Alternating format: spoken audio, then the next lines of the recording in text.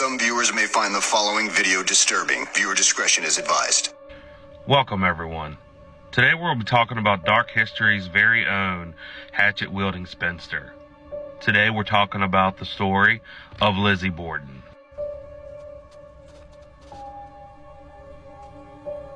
Now, when Abby Gray married Andrew Borden, she was 35, where Andrew was 41. And as I said in a video prior, that life expectancy in the 1800s was not as well as it is today. But given the health of both of them, they should have been expected to live way past their 70s. And it has been said by multiple people, not just Andrew's daughters, that Abby would marry Andrew for his money and financial status. But if she were to enjoy any of the money that he had acquired in time, she would have to be prepared to defecate into a pot for several years. This is in part due to the fact that, as I said before, Andrew Borden was a penny-pinching miser. And even though he had a large wealth, in fact, to be more precise, around his death, he was estimated to be worth right around, in today's money, $10 million. And even though he had a large wealth, he would actually live in a poor part of Massachusetts, even though there would be other richer residential areas. And not only would he live in a more poor part of the area of Massachusetts, he would refuse to install his homes with electricity and indoor plumbing, even though it was around various houses at that time. And as I said before, Lizzie and Emma did not take well to Andrew's marriage to Abby whatsoever. You see, when Sarah would pass away on her deathbed, she would make her first daughter, Emma, make a vow to always be a mother to Lizzie. And when she had passed away, Emma was only 12 years old. So around the time that Andrew married Abby, she would be around the age of 15.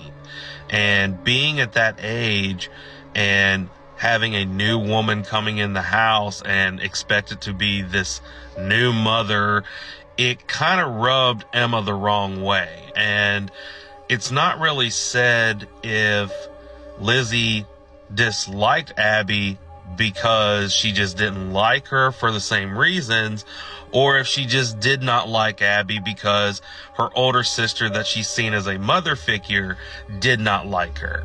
And what's even more surprising is Abby would not even give both girls a reason to not like her. People would say that Abby was a very warm, fond, loving woman and was always pursuing the affections of both of Andrew's daughters. And unfortunately for Abby, her pursuits would just go in vain. For one, both of Andrew's daughters not only would refuse to call her mother and only refer to her as Abby or Mrs. Borden, but another thing is they had so much disdain for the woman that they would even refuse to eat at the dinner table with Abby present.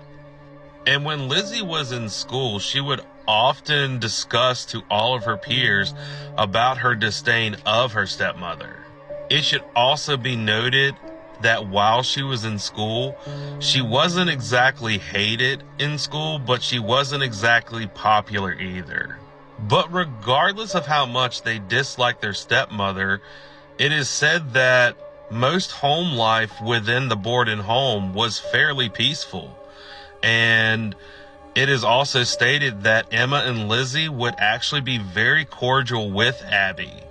And one of the ways that they would kind of get away with arguments and problems inside the home is they would just avoid any contact with Abby as much as possible.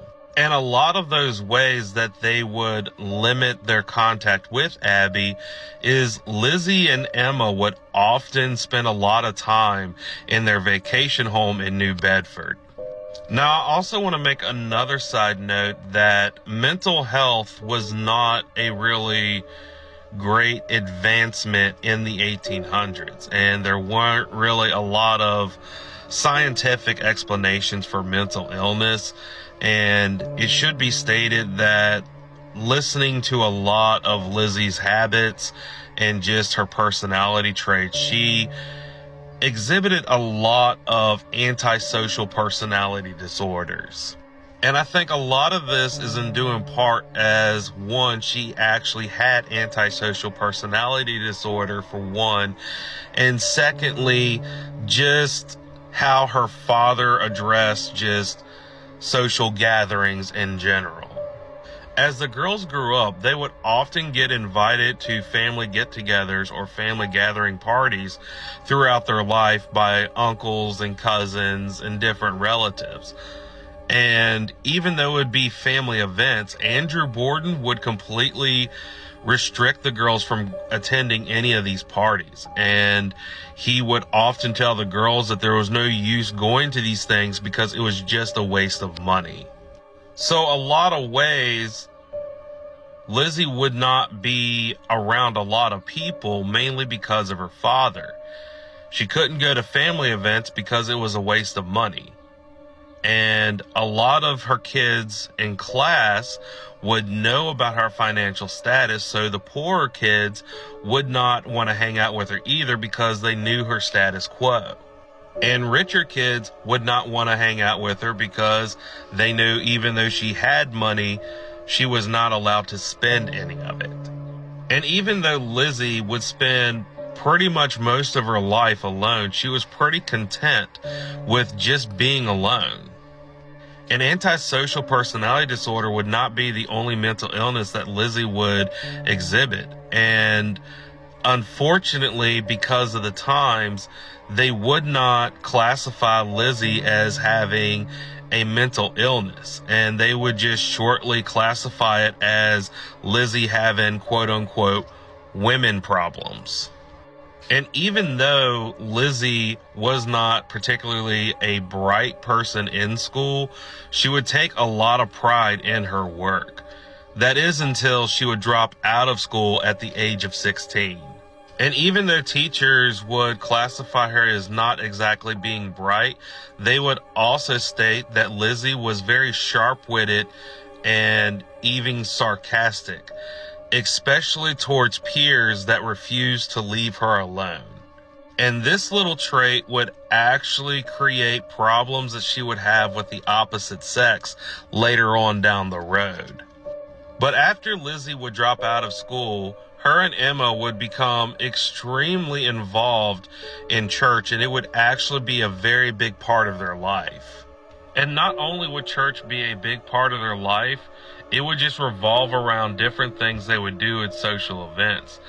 And Lizzie would even become a Sunday school teacher at the Center Congregational Church. And not only that, but she was also a secretary treasurer at the Christian Endeavor Society. The years would go on, and both Emma and Lizzie not only would be very involved at their churches and different goings-ons around it, but they would also stay living with Andrew and his wife Abby. And they would live unmarried well into their adulthood. And because the sisters refused to get married, they would be labeled as spinsters, or basically women who refuse to get married when they have reached the age or exceeded the age that was deemed necessary for childbirthing marriages. Back in the 1800s, most ages that families typically expected women to get married was before the age of 25. And a lot of families, or the social code of conduct, would say that if a woman was not married by the time she was 25, she was too old to be married to start a family. And thus they would give these women the name spinsters. Now, it's not said why Lizzie and Emma never got married, but there were a few theories that would stand out.